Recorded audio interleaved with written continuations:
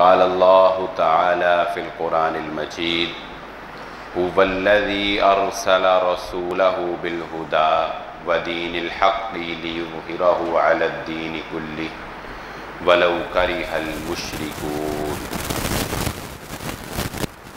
قابل صد احترام محترم سامعین کرام،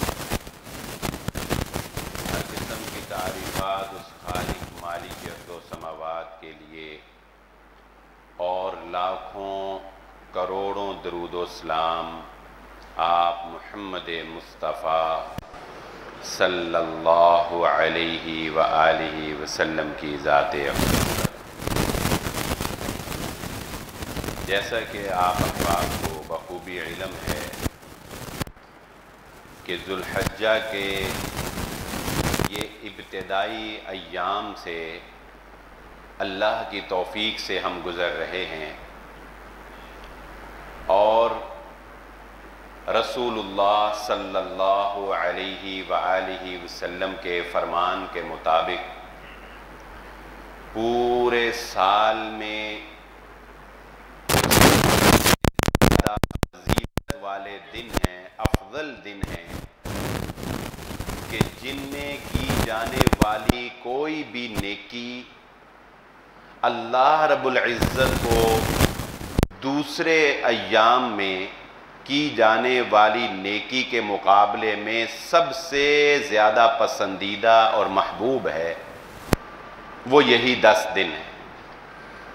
امام ابن تیمیہ رحمہ اللہ تعالی نے رمضان المبارک اور کی فضیلت کو مد نظر رکھتے ہوئے اور ذوالحجہ کے ان ابتدائی ایام کو مد نظر رکھتے ہوئے جو ایک تطبیق دی وہ یہی ہے کہ اگر ہم نے راتوں کو دیکھنا ہو تو رمضان المبارک کے آخری عشرے کی راتیں پورے سال میں سب سے زیادہ افضل ہیں، اور اگر ہم نے دنوں کو دیکھنا ہو تو یہ 10 دن جو ہیں جو اسلامی سال کے آخری مہینے کے ابتدائی 10 دن ہیں، یہ اللہ رب العزت کو سب سے زیادہ پسندیدہ ہے۔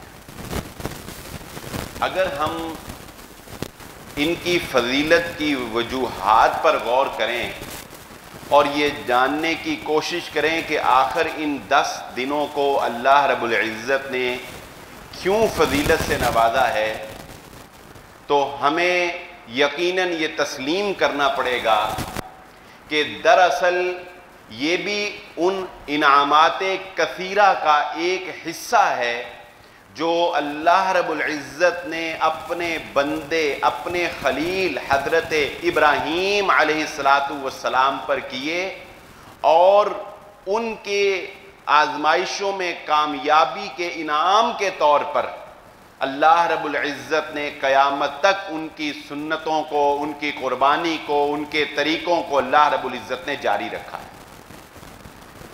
یوم العرفہ کا دن، 9 ذوالحجہ کا دن، یہ اتنی فضیلت کا حامل دن ہے کہ رسول اللہ صلی اللہ علیہ وآلہ وسلم نے ارشاد فرمایا، جو شخص 9 ذوالحجہ کا روزہ رکھتا ہے، اور یہ وضاحت میں پہلے بھی کئی دفعہ کر چکا ہوں کہ دراصل یہ روزہ 9 ذوالحجہ کا ہے، ہر ملک والا اپنی چاند کی تاریخ کے اعتبار سے 9 ذوالحجہ کا روزہ رکھے گا۔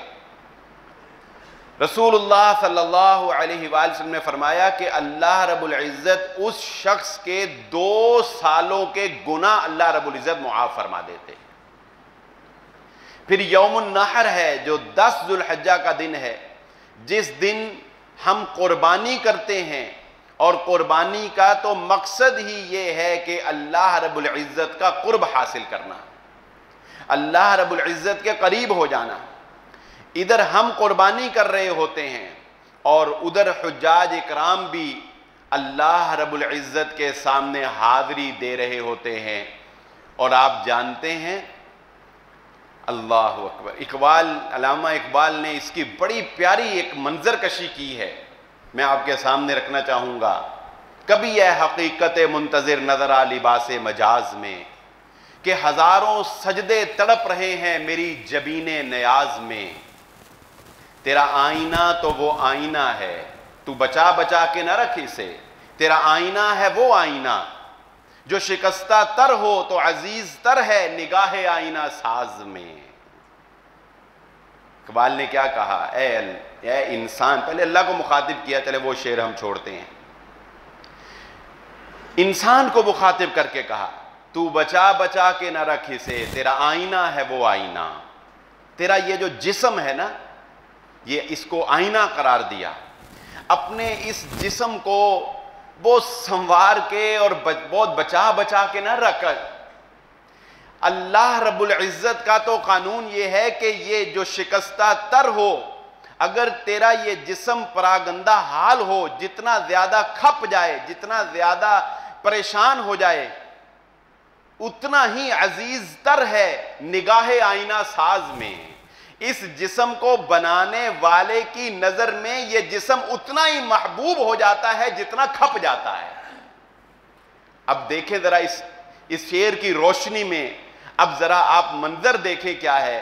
اللہ رب العزت اپنے گھر اپنے مہمان بلا رہا ہے، اور اپنے مہمانوں کے جسموں کو اللہ رب العزت اپنے راستے میں پراگندہ کر رہا ہے۔ اشعث و اغبرا، تمہارے جسموں پر جو لباس ہو وہ سلا ہوا نہ ہو، درویشوں کی طرح بس چادریں تم نے لپیٹی ہوئی ہوں کہ جب انسان مر جاتا ہے تو اسے اپنی ذات کا کوئی فکر نہیں رہتی، اپنے لباس کی کوئی فکر نہیں رہتی، تو ہم اسے سلے ہوئے بغیر ہی بس چادروں میں لپیٹ دیتے ہیں۔ کیوں؟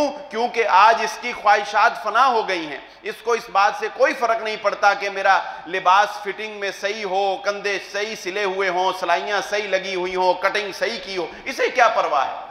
اس کی خواہشات مر چکی ہیں، اس کے جذبات مر چکے ہیں، چادریں پکڑو، لپیٹو اور اس کو زمین بوس کر دو۔ اللہ رب العزت بھی یہی دکھا رہے ہیں کہ جب کوئی میرا مہمان بن کے حج کرنے کی غرض سے بیت اللہ آتا ہے تو ہم اس کو یہ دکھا دینا چاہتے ہیں کہ تجھے اب کوئی ضرورت نہیں ہے کہ تو سلے ہوئے کپڑے پہنے اور اپنی کپڑوں کی سلوٹیں درست کرتا پھرے، تیری خواہشات مر چکی ہیں، تیرے جذبات مر چکے ہیں، تو اس لیے ہمارے سامنے آیا ہے کہ تیرا جسم اللہ کے سامنے کھپے گا، لہذا کوئی پرواہ نہیں ہے، چادریں لپیٹو، 2 چادریں لپیٹو اور بس آسمان کے اوپر کوئی چھت بھی نہ ہو، تو نے کنگھی بھی نہیں کرنی، بال بھی تو نے کوئی نہیں اکھاڑنے، تو نے شکار نہیں کرنا، فلا رفث ولا فسوق ولا جدال فی الحج، تجھے کوئی برا کہے تو نے برا نہیں کہنا، تو نے کوئی فحش بات نہیں کرنی، تو نے اپنی کوئی خواہش پوری نہیں کرنی، کھلے آسمان تلے تو نے زندگی گزارنی ہے، رات گزارنی ہے، پھر میدان عرفات میں تیرے اوپر گرد پڑے گی، تیرے اوپر مٹی پڑے گی، تیرا سفید لباس جو ہے وہ مٹی سے بھر جائے گا، گرد آلود ہو جائے گا، لیکن اے بندہ مومن، جب تو تھک جائے گا تو اللہ رب العزت کی نگاہ میں جب تیرا حج قبول ہو جائے گا پھر اللہ تجھے ایسے کر دے گا جیسے ماں کے پیٹ سے ابھی پیدا ہو کر آیا ہے۔ یہ ہے وہ شکستہ تر ہو تو عزیز تر ہے نگاہ آئینہ ساز میں۔ اللہ کی نگاہ میں تو تیرا وہ وی آئی پی، میرے استاد محترم ایک جا رہے تھے ہم ستیانہ راستے میں، تو ان سے میری گفتگو ہوئی اسی ٹاپک پہ، تو وہ کہنے لگے کہ ہم مدینہ یونیورسٹی پڑھتے تھے، وہ کہتے ہیں کہ مدینہ یونیورسٹی پڑھتے تھے تو ادھر قرہ اندازی ہوتی ہے طالب علموں کی، تو ایک طالب علم جس کا نام نکل آئے اس کو وہ شاہی حج کرواتے ہیں، اس کو وہ سرکاری حج کہہ لیں، شاہی حج کہہ لیں، وہ اس کا حج کرواتے ہیں، اور باقی جو طالب علم ہیں وہ اپنے طور پر حج کرتے ہیں۔ تو وہ کہنے لگے کہ اسی طرح ہمارے ایک کلاس فیلو تھا طالب علم، اس کا اس قرہ میں نام نکل آیا تو اس کو انہوں نے ظاہر ہے اب جو اس نے شاہی حج کرنا ہے اس کو پروٹوکول کے ساتھ وہ حج کرواتے ہیں۔ تو وہ کہنے لگے، استاد محترم کہتے ہیں کہ جب ہم سب حج کر لیا، واپس ہم آئے، ہم نے ملاقات کی تو وہ آنکھوں سے آنسو بہا بہا کر روتا تھا، وہ آنکھوں سے آنسو بہا بہا کر روتا، وہ کہتا تھا کہ مجھے تو حج کا وہ مزہ ہی نہیں آیا، میں تو پروٹوکول ہی سارا سنبھالتا رہا ہوں، एसियों में रहा हूं, एसियों वाली गाड़ियों में रहा हूं, मुझे तो वो परागंदा बाल करने का, अपने आप को गर्द आलूद करने का, अपने जिस्म को खपाने का, अपने आप को थकाने का, उसके रास्ते में खप जाने का, मुझे तो वो लुत्फ ही नहीं आया जो हाजी को लुत्फ आना चाहिए, मैं वो मजा ही नहीं ले सका। तो असल हज का मजा क्या है? असल हाजी से अल्लाह रब्बुल इज्जत चाहते क्या हैं? खप जाए इंसान। और हम जो यहां बैठे हैं, जो नहीं उनके उस तक पहुंच सके, अल्लाह रब्बुल इज्जत सबको वहां ले जाए, सबको हज करने की तौफीक अता फरमाए। उसके खजानों में कौन सा कोई कमी है? वो इरशादुल क़सरी हफ़िज़हुल्लाह ताला वाक़या सुनाते हैं अपने एक शेख का। कहते हैं कि इंडिया के उनके शेख थे, उन्होंने अल्लाह रब्बुल इज्जत से दुआ की, या अल्लाह असबाब तो कोई नहीं थे, या अल्लाह मैंने हज करना है, मुझे हज करवा। बड़ी दुआ की, अल्लाह रब्बुल इज्जत ने असबाब पैदा कर दिए हज करने के लिए। बंदा आया, उसने जो भी हुआ मामला, हज करने के लिए चले गए। कहते हैं कुछ सालों के बाद फिर मेरा दिल चाहा कि मैं हज करूं। मैंने कहा या अल्लाह मुझे पैसे दे, मैंने हज करना है, मुझे पैसे दे, मैंने हज करना है। अब लोग हज पे जा रहे हैं और उस्ताद जी जो है वो बैठे हुए हैं। एक शागिर्द ने कहा, उस्ताद मोहतरम, हमने सुना था कि आपका इस साल हज का इरादा था, आप क्यों नहीं इस साल हज पर गए? कहने लगे, बेटा मुझसे दुआ करने में गलती हो गई, मुझसे दुआ करने में गलती हो गई। मैंने कहा या अल्लाह मुझे पैसे दे, मैंने हज करना है। पैसे तो मेरे पास मौजूद है, मगर मैं हज करने नहीं जा सका। तो बड़े पैसों वाले हैं, बड़े पैसे वाले हैं, पैसे मौजूद हैं, असबाब मौजूद हैं, वसाइल मौजूद हैं, लेकिन जब तक उधर से बुलावा नहीं आता, जब तक अल्लाह की तरफ से तौफीक नहीं होती, उस वक्त तक वो हज पर नहीं जा सकते। और बड़े ऐसे हैं पल्ले कुछ नहीं होता और हज करने जा रहे होते हैं। ये सब अल्लाह का निज़ाम है। बहरहाल तो हम जो यहां पर मौजूद हैं, हमें भी फिर अल्लाह रब्बुल इज्जत ने मुहम्मदुर रसूलुल्लाह सल्लल्लाहु अलैहि वसल्लम के ज़रिया से ये कहा कि चलो तुम वहां तो नहीं पहुंच सके, लेकिन तुम यहां पर ही उनके साथ इजहार यकजहती करके दिखाओ। तुम यहां पर हो, तुम यहां पर ही उनके साथ इजहार यकजहती करके दिखाओ, मुमासलत करके दिखाओ, उन जैसा कुछ तुम भी बन जाओ, कुछ तुम भी अल्लाह के सामने अपने आप को पेश करो। क्या करो? मुहम्मदुर रसूलुल्लाह सल्लल्लाहु अलैहि वसल्लम ने फरमाया, जो शख्स कुर्बानी का इरादा रखता हो, वो जुल्हज्जा का चांद नजर आ जाने के बाद अपने नाखून न तिरछवाए, अपने बाल न कटवाए, अपने जिस्म से कोई बाल न कटे। क्या है ये इसके पीछे पसे पर्दा क्या है? अल्लाह रब्बुल इज्जत को तो हमारा लन यनालल्लाह लुहूमुहा वला दिमाउहा वलाकिन यनालुहु तक़वा मिनकुम, अल्लाह को ना गोश्त चाहिए, ना अल्लाह को खून चाहिए। अल्लाह को क्या चाहिए? अल्लाह रब्बुल इज्जत तो कहते हैं हम ये देखना चाहते हैं तुम्हारे दिल में खुलूस कितना है, तुम्हारे दिल में प्यार कितना है, तुम्हारे दिल में ईमान कितना है। तो हम नाखून नहीं कटवाते, हम बाल नहीं तिरछवाते। क्यों? हम भी अपने हाजियों के साथ, जो हमारे अजीज़ व अकारब मुसलमान भाई गए हैं, उनके साथ इजहार यकजहती कर रहे होते हैं। और चलो ये तो वो हो गया जिसके पास इस्तेताअत है वो हज, जिसके पास बहुत इस्तेताअत थी वो हज पे चला गया, जिसके पास उससे कम थी उसने कुर्बानी कर ली, उसने कुर्बानी करके नाखून और बाल बढ़वा लिए। लेकिन आप अल्लाह की मोहब्बत देखें, हमारे दीन इस्लाम की आप रवादारी देखें और हौसला अफजाई देखें कि मुहम्मदुर रसूलुल्लाह सल्लल्लाहु अलैहि वसल्लम की हदीस के मुताबिक, जो आप सल्लल्लाहु अलैहि वसल्लम ने एक सहाबी को कहा, उस हदीस के मुताबिक क्या है? जिसने कुर्बानी नहीं भी करनी, वो भी अगर अपने नाखून न कटवाए, अपने बाल न तिरछवाए, अल्लाह रब्बुल इज्जत उसको भी कुर्बानी का सवाब अता फरमा दे। अगरचे इस रवायत में कुछ कलाम है, लेकिन सही और राजी कौल हमारे उस्ताद इकराम के नज़दीक ये रवायत सही है, ये इसलिए मैं वजाहत भी कर दी। तो क्या पता चला कि कोई भी पीछे ना रहा, कोई भी पीछे ना रहा, किसी को भी दीन इस्लाम ने मायूस नहीं किया। कोई भी अल्लाह रब्बुल इज्जत के सामने अपना खुलूस पेश कर दे, अपना ईमान पेश कर दे, तो अल्लाह रब्बुल इज्जत उसको क्या पता कि क्या सवाब और क्या पता कि क्या मुकाम अल्लाह रब्बुल इज्जत उसको नसीब फरमा दे और उसको अता फरमा दे। क्योंकि अल्लाह रब्बुल इज्जत क्या देखना चाहते हैं कि मेरे बंदे इब्राहीम अलैहिस्सलातु वस्सलाम को जब अल्लाह ने कहा कि ए मेरे खलील, ہم تجھ سے تیرے بیٹے کی قربانی چاہتے ہیں. خواب میں دیکھا، حکم فرشتے نے نہیں دیا، حکم وحی کے ذریعے حضرت جبرائیل علیہ السلام لے کر نہیں آئے. ایک اور آزمائش کہ خواب آیا.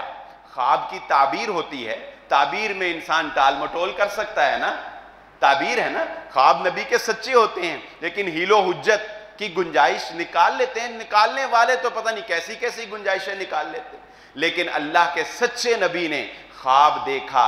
اللہ رب العزت نے حکم دیا اپنے بیٹے کی گردن پر چھری چلا دو. ابراہیم علیہ السلام کا کمال ہی یہ تھا کہ جب اللہ کا حکم آ گیا پھر عقل ہے محو تماشا لبے بام ابھی. پھر انہوں نے یہ نہیں پوچھا اللہ یہ حکم ہے تو کیوں ہے. آج تو ہم کہتے ہیں نا، اکثر سوال کرتے ہیں کہ جی یہ حرام، جی ہم کہتے ہیں جی یہ چیز حرام، جی کیوں حرام ہے؟ اچھا جی فلاں چیز جی کیوں ناجائز ہے؟ مسلمان کے لیے کسی بھی چیز کی حرمت کی پہلی وجہ یہی ہے کہ اللہ نے اس کو حرام قرار دے دیا. ابراہیم علیہ السلام کو اللہ نے بیٹے کی گردن پر چھری چلانے کا حکم دیا. عقل کہتی ہے کہ باپ اپنے بیٹے کی گردن پر چھری چلائے، یہ کوئی عقل مندی نہیں ہے، یہ کوئی اچھی بات نہیں ہے کہ ایک باپ خود اپنے بیٹے کو ذبح کرے. اگر عقل سے سوچیں تو کوئی اچھی بات نہیں ہے، لیکن اقبال کہتے ہیں عقل ہے محو تماشا لبے بام ابھی. بے خطر کود گیا آتش نمرود میں عشق، کہ ابراہیم علیہ السلام تو بے خطر آتش نمرود میں کود گئے. عقل ابھی سوچ ہی رہی تھی کہ کیا کروں، کودوں یا نہ کودوں، فیصلہ کروں کہ نہ کروں، کیا کروں. لیکن ابراہیم علیہ السلام نے اپنے بیٹے کی گردن پر چھری چلا کر اس بات کا ثبوت پیش کر دیا، اس بات کا عملی نمونہ پیش کر دیا کہ جو اللہ رب العزت نے فرشتوں کو کہا تھا، جو اللہ رب العزت نے فرشتوں کو کہا تھا. جب اللہ رب العزت نے حضرت آدم علیہ السلام کو پیدا کیا، انی جاعل فی الارض خلیفہ قال وتجعل فیہا من یفسد فیہا ویسفک الدماء ونحن نسبح بحمدک ونقدس لک. اللہ تو آدم کو پیدا کر رہا ہے، ہم تیری پاکی تیری تسبیح بیان کرنے کے لیے، دیکھ عبادت کرنے کے لیے کتنے فرشتے موجود ہیں، ہر وقت تیری عبادت کر رہے ہیں. اللہ تبارک و تعالیٰ نے ایک جملہ فرشتوں کو کہا، انی اعلم ما لا تعلمون. آدم کی تخلیق میں جو حکمت کار فرما ہے وہ میں جانتا ہوں، وہ تم نہیں جانتے. اچھا اب فرشتے کیا کر رہے ہیں؟ فرشتے بھی عبادت ہی کر رہے ہیں نا اللہ کی. تو اللہ نے انسان کو بھی بنایا تو کسی اور مقصد کے لیے بنایا ہوتا تو ہم کہتے کہ چلو یہ تو کام ہی فرشتوں سے الگ ہے، فرشتوں کا کام عبادت تھا، انسان کا کام کچھ اور ہے. لیکن اللہ فرماتے ہیں وَمَا خَلَقْتُ الْجِنَّ وَالْإِنسَ إِلَّا لِيَعْبُدُونَ. ایک مخلوق پہلے سے عبادت کر رہی ہے فرشتے، ایک اور مخلوق بنا دی انسان، اور مقصد تخلیق آدم بھی یہی بیان کر دیا کہ اس کا مقصد بھی میری عبادت ہی ہے. بات سمجھے؟ فرشتوں کا بھی یہی اعتراض تھا کہ عبادت کے لیے تو ہم موجود اور عبادت کے لیے ہی ایک اور مخلوق، جبکہ اس مخلوق میں یہ عنصر بھی پایا جاتا ہے کہ وہ خون بہائے گی اور فساد کرے گی.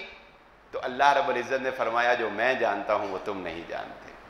اور میں کہتا ہوں کہ وہ شکست تھی اس دن فرشتوں کے اس قول کی کہ جس دن ابراہیم علیہ السلام نے اپنے بیٹے کی گردن پر چھری چلائی، کہ فرشتوں کو کیا پتا ایک باپ کی محبت کیا ہوتی ہے. فرشتے کیا جانے باپ کی ان امیدوں کو وہ جو اپنے جوان بیٹے سے لگائے رکھتا ہے. فرشتوں کو کیا پتا کہ جذبات کیا ہوتے ہیں، خواہشات کیا ہوتی ہیں. فلما بلغ معه السعی، جب بیٹے کو رم کے دن بدن یکے بعد دیگرے ایک باپ اپنی نگاہوں کے سامنے پروان چڑھتا دیکھ رہا ہوتا ہے، کس طرح اندر ہی اندر خوش ہو رہا ہوتا ہے، کس طرح اس کے سانس کی دعائیں مانگ رہا ہوتا ہے. یہ حلاوت، یہ باپ کی شفقت، یہ باپ کی محبت، یہ ایک باپ ہی جانتا ہے. پھر وہ باپ فیصلہ کرنے میں اختیار رکھتا ہو. انسان کو اللہ نے اختیار دیا ہے نا، انکار کر سکتا ہے، فرشتے تو انکار نہیں کر سکتے، ان کا تو کام ہے حکم کی تکمیل کرنا۔ انسان ہو اختیار انکار کا رکھتا ہو، جذبات رکھتا ہو، خواہشات رکھتا ہو، محبت رکھتا ہو، اس کے باوجود اپنی خوشی اور اپنی مرضی سے جب ایک باپ اپنے بیٹے کی گردن پر چھری چلا دے، تب یہ فیصلہ ہوتا ہے کہ جو حلاوت اور لطف انسان کی عبادت میں ہے، فرشتوں کو کیا پتا کہ وہ کیا ہے۔ اس کی عبادت میں جو لطف ہے، اس کی تابعداری میں جو لطف ہے، اس کی فرما برداری جس نوعیت کی ہے، یہ نوعیت ہی کچھ اور ہے۔ یہ اپنی مرضی سے کرتا ہے، اپنی مرضی سے اپنی خواہشات پر چھری چلا دیتا ہے۔ تو انسان کے لیے دراصل یہ ہے کہ انسان اللہ رب العزت کے راستے میں قربانی دینا سیکھ جائے۔ ایک ہے قربانی کرنا، آپ ایک جانور لیا، اللہ کے نبی صلی اللہ، ہمارے لیے تو کام ہی بڑے آسان کر دیے ہیں، اس امت محمدیہ صلی اللہ علیہ وآلہ وسلم پر بڑی آسانیاں ہیں۔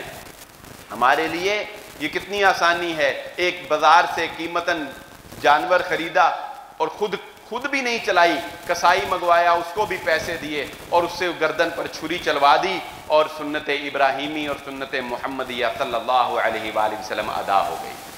ہماری طرف سے وہ ایک حق ادا ہو گیا، وہ ایک سنت موقدہ ہماری طرف سے ادا ہو گئی۔ ہمیں یہ بھی نہیں پتا کسی کا اللہ نے پردہ رکھا، پتہ نہیں قبول ہوئی یا نہیں ہوئی، کسی نے ریاکاری سے کی تھی یا کس دل سے کی تھی، یہ بھی اللہ نے پردہ رکھ لیا۔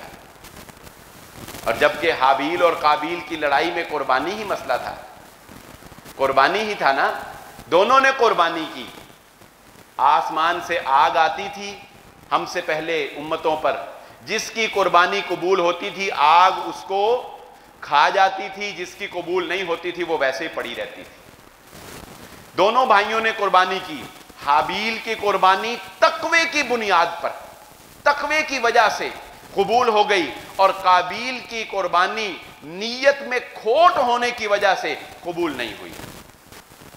اب آپ اندازہ لگائیں یہ کیفیت، یہ شیطانی جذبہ میرے اندر بھی ہے، آپ کے اندر بھی ہے، سوائے انبیاء اکرام کی ذات کے کہ محمد الرسول اللہ صلی اللہ علیہ وآلہ وسلم کا تو سینہ چاک کر کے دھو دیا گیا نا، وگرنہ اس کے علاوہ یہ جذبات ہمارے اندر ہیں۔ وہ جذبہ جو قابیل کے اندر پیدا ہوا کہ جب ہم اپنے ہی جیسے کسی فریق مخالف کو یا اپنی ٹکر اور اپنی برابری کے کسی بندے کو کامیاب ہوتا ہوا دیکھتے ہیں تو شیطان فوراً دل میں ایک حسد پیدا کر دیتا ہے۔ یہ کیفیت پیدا ہوتی ہوگی، آپ نے بھی محسوس کی ہوئی ہوگی کہ ایک دفعہ انسان اپنے اندر ایک دم کسی کی اپنے فریق مخالف کی کامیابی یا خوشی دیکھ کر جب حسد پیدا ہوتا ہے، انسان ایک دم اداس ہو جاتا ہے، بجائے خوش ہونے کے اس کے اوپر اداسی چھا جاتی ہے۔ اللہ کے کوئی انسان ایمان جس کا مضبوط ہو، پھر جس کا ایمان مضبوط ہوتا ہے نا، وہ اس حسد کو محسوس تو کرتا ہے اپنے دل میں، کسی کمپیٹیٹر کی کامیابی پر یا کسی ایگزام میں اپنے فریق مخالف کی کامیابی پر، یا کزنز میں، یا جیسے شریکہ ہم کہتے ہیں، اس میں کامیابی پر انسان اپنے اندر ایک دفعہ محسوس کرتا ہے اداسی۔ وہ اداسی بیسیکلی حسد ہوتا ہے۔ پھر لیکن جن کا ایمان مضبوط ہوتا ہے وہ ذکر و اذکار کرتے ہیں اور حسد پر کنٹرول کر کے اپنے بھائی کی خوشی میں خوش ہونے کی کوشش کرتے ہیں۔ اور جن کا ایمان کمزور ہو چکا ہوتا ہے اور شیطان ان پر حاوی ہو چکا ہوتا ہے، وہ قابیل کا راستہ اختیار کر لیتے ہیں۔ اور قابیل کا راستہ کیا ہے؟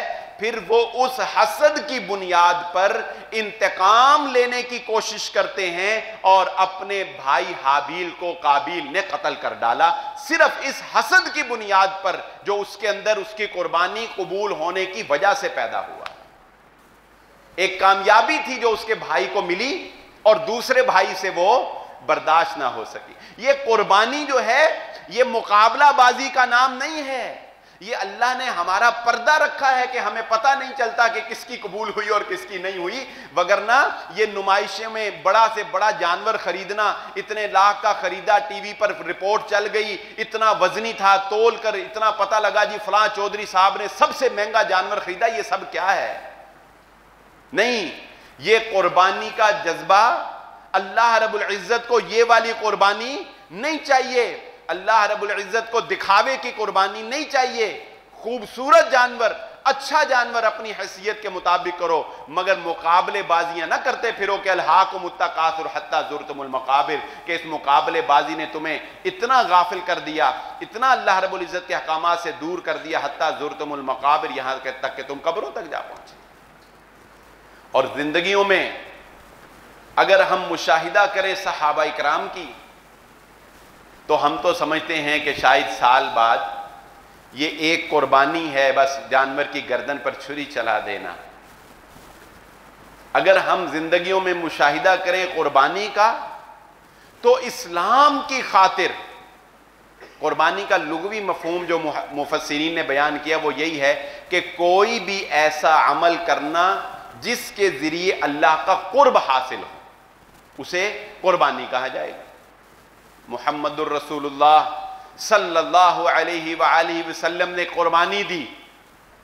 کون سی قربانی دی؟ کس کی خاطر دی؟ اسلام کی خاطر۔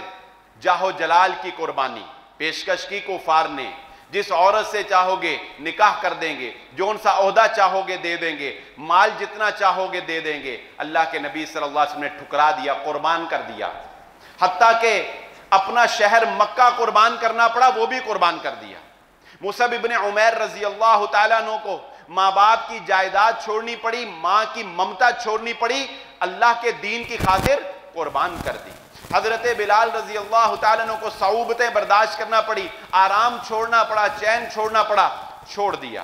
حضرت عثمان غنی رضی اللہ تعالیٰ عنہ کو مال کی قربانی دینا پڑی، دین اسلام کی خاطر قربانی دے دی۔ اور اب میں جس قربانی کا ذکر کرنے لگا ہوں یہ رونگٹوں کو کھڑا کر دینے والی قربانی ہے، جاہ و جلال کی قربانی، جاہ و جلال کی قربانی، عہدے کی قربانی، سرداری کی قربانی۔ آؤ صحابہ نے دیکھو کیسی قربانیاں دی۔ آج اگر کسی کو عہدے سے اتار دیا جائے وہ الگ جماعت بنا لیتا ہے۔ میں کامن بات کر رہا ہوں، جذبے کی قربانی کے جذبے کی بات دیکھیں۔ کسی بھی جماعت کا حال دیکھ لیں، اگر کوئی بڑا عہدے دار ہو، اس کا بڑا نام ہو، اس کو عہدے سے اتار دو، وہ امیر کی اطاعت میں سے نکل کر کہتا ہے الگ جماعت بنا لو چلو۔ اچھا ذرا عہدے کی قربانی کتنی مشکل ہے، لیکن آپ تصور کر سکتے ہیں کہ صحابہ نے عہدے کی قربانی کیسے دی، اقتدار کی قربانی کیسے دی۔